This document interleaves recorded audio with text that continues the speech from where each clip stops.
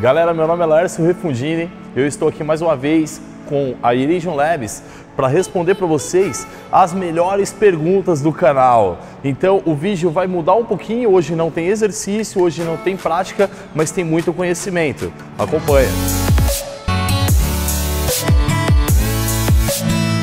Primeiramente, eu gostaria de agradecer a todos vocês que escreveram, que colocaram seus comentários, as suas dúvidas e, claro, hoje a gente vai responder algumas. Então, agora, essa é para você. Eric Lopes digitou mais ou menos assim para a gente: roubar naquelas duas últimas repetições para que aí sim ter uma boa hipertrofia e, quem sabe, um grande desgaste.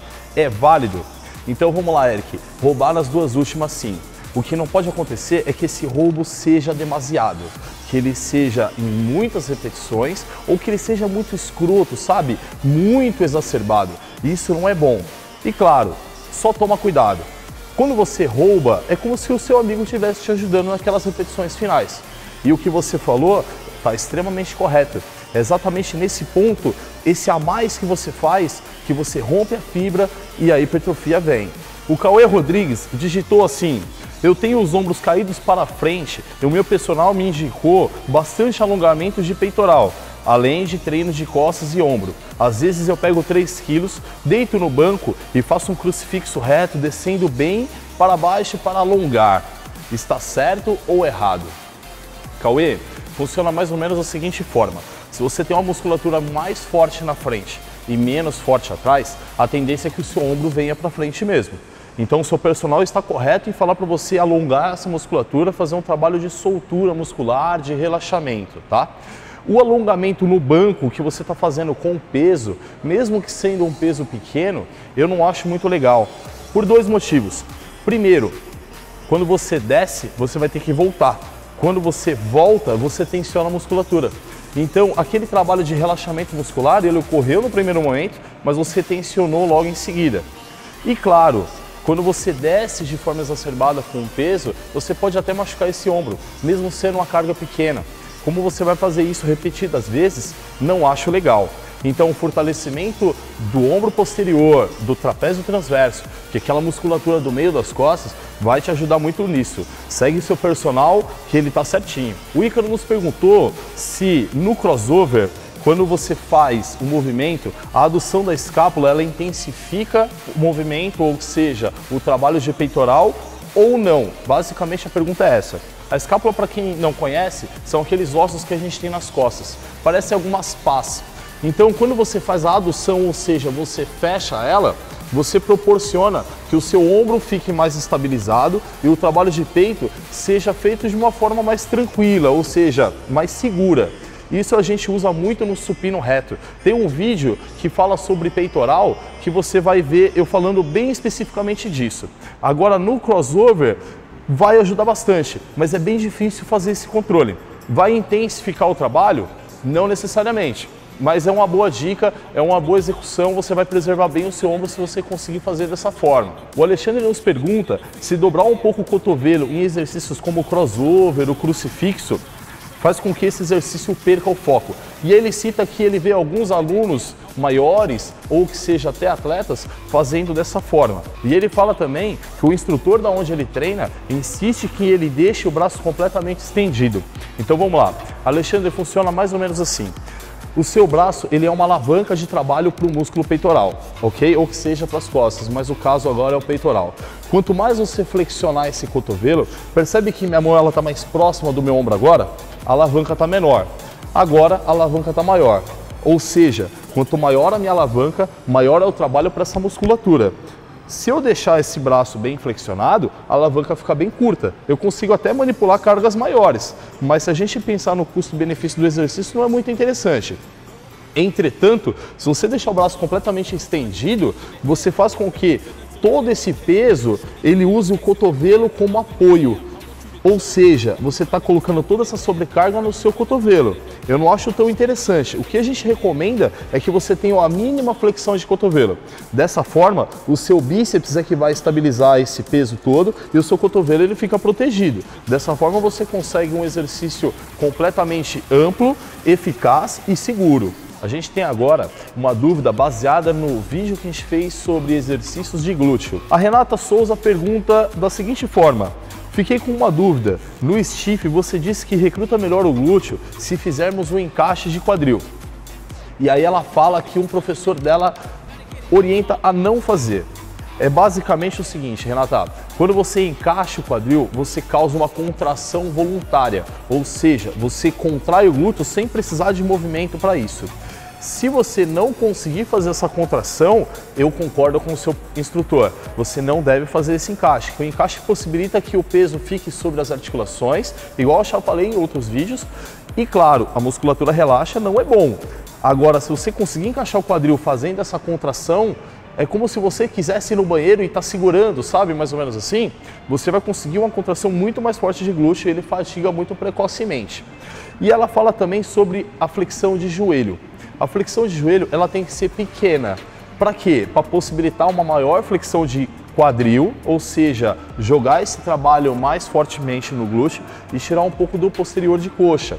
Não faz com o joelho muito reto, ou seja, estendido completamente, e nem com ele muito flexionado. É um meio termo ali.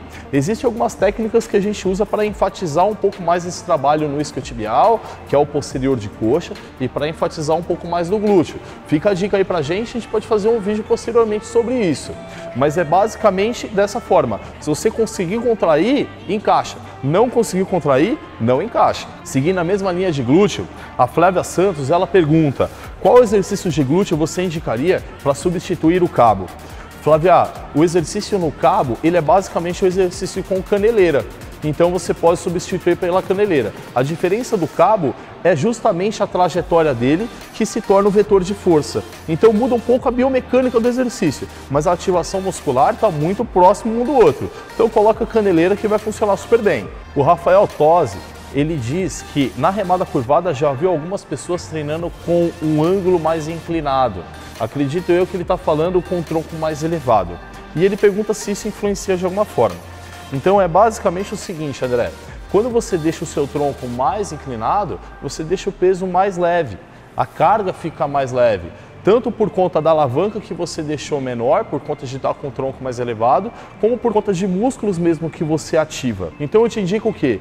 Inicia o movimento, o exercício com o tronco mais baixo e conforme você for fadigando, você vai elevando um pouco o tronco. É clássico a gente ver a remada do Coleman fazendo dessa forma mais em pé. Mas é o que eu te disse, a alavanca fica menor, o exercício fica menos eficaz, você tem que colocar mais carga para compensar tudo isso e é um exercício que exige bastante da sua coluna. Então não te indico. Faz ele dessa forma que eu falei anteriormente, que vai trabalhar super bem e com segurança. Galera, a gente fala muito de treino, a gente fala muito de exercício que intensifica, de técnica para intensificar. Entretanto, eu gosto muito de pegar perguntas como essa. O Major Rampasso, ele nos pede alguma dica para treinos de costas para quem está no começo de hérnia de disco. Então vamos lá, o que é o início de uma hérnia de disco? Pode ser uma espondilolistese, pode ser uma protusão discal, mas basicamente o que a gente não pode fazer? Rampasso, exercícios como remada, que exigem muito dessa estrutura, não é interessante, porque durante a execução você causa uma compressão ainda maior, então esse quadro ele pode se agravar. Em contrapartida, exercícios na polia alta, como pulei frente, pulei costas, pulei com triângulo, são completamente indicados, porque eles causam uma descompressão na sua coluna como um todo. Então é até benéfico nesse caso. Na fisioterapia, existem algumas manobras dessa forma, justamente para aliviar a dor de quem tem hérnia de disco. Então, tira um pouco as remadas do seu treino, pede ajuda para o seu instrutor para ele colocar exercícios que substitua literalmente esses exercícios para você não ficar com deficácia de trabalho em algum grupo muscular ali nas costas e trabalha com saúde. E para fechar o nosso quadro de perguntas, o Sérgio perguntou: eu posso intercalar enquanto descanso o bíceps fazendo tríceps? Além do treino ser mais rápido, sinto o músculo fadigar muito rápido também. Sérgio, basicamente você pode sim. Ao você treinar bíceps, o seu tríceps ele está completamente relaxado. Não completamente, mas ele está relaxado. Então você pode aplicar o descanso de um, o treino do outro, ou seja, o exercício do outro. Quando você treina dessa forma, segundo o Valdemar Guimarães até, você direciona um fluxo maior de sangue para aquela região. E claro, com isso você tem maior oxigênio, você tem maior substrato energético circulando ali, você tem mais nutrientes no geral. Ou seja, o treino se torna mais intenso por conta desse músculo estar recebendo um aporte maior de tudo isso. Agora, o que eu sinto nos treinos que eu faço, eu também uso muito esse tipo de treino, é que, primeiro, o treino realmente fica muito rápido, é bom porque você trabalha muito o seu cardiorrespiratório, porque você não descansa, então dessa forma você acaba ativando de uma forma maior esse sistema como um todo e você sente a musculatura trabalhando mais. Por quê? Enquanto você treina vou dar um exemplo, quando você contrai o seu bíceps e traz ele no ponto final do movimento, na contração máxima concêntrica, você sente que o seu tríceps está completamente entumecido, está tenso lá atrás. Então você está fazendo força para alongar ele. E o contrário também é verdadeiro. Quando você alonga o seu braço, estende o cotovelo para você contrair em máxima o tríceps, você também alonga o seu bíceps. O trabalho fica muito mais intenso. Super recomendo. Galera, quero agradecer demais vocês por todos os feedbacks que a gente está recebendo, tanto os positivos quanto os negativos.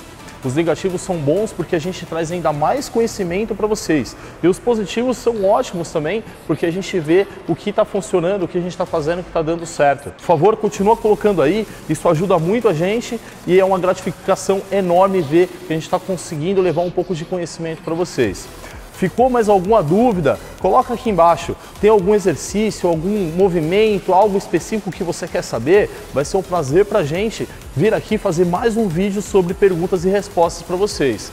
E claro, se você gostou desse vídeo, aperta aí no like. Se você ainda não se inscreveu, se inscreva agora. E claro, esse sininho, se você clicar nele, você deixa aberto para que a gente te avise quando tiver um vídeo novo. Valeu!